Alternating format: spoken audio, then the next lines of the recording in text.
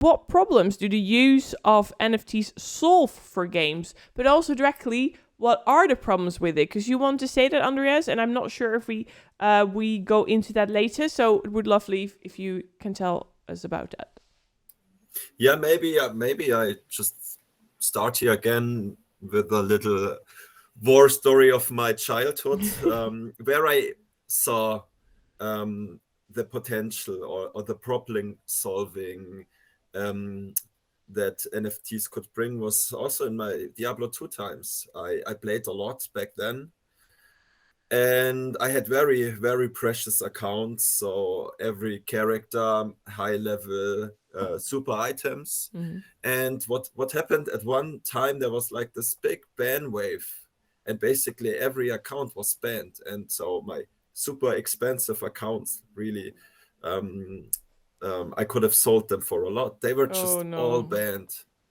And everything I've, let's say, worked for or at least played for, it was gone. And yes, of course, I had a lot of fun playing for that. But it's terrible. It's terrible.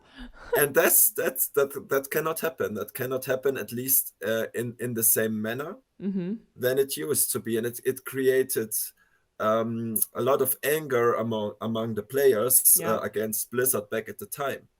And then what turned out as the lesson learned, as the conclusion was, guys, you are not the owner of those items.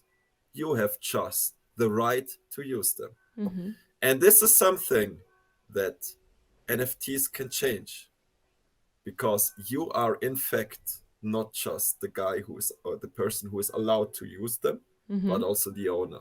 Yeah. And for, let's say, for people who play World of Warcraft, also Diablo 2, all those games, and are willing to pay 4-5 digit numbers for their items, or farm for hours and hours and days, it feels much better if you are in fact then the owner of that special sword, of that special armor, or whatever. Yeah, it feels less as a waste. Yeah. And same happened later with Diablo 3. I had a lot of high value items, and all of a sudden a patch was coming in, and the items were basically useless. Oh. So it was the same over and over again, and then you start to think, so am I doing something wrong? Am I thinking it wrong? And then all of a sudden those NFT things came up, and the NFT hype didn't start with gaming.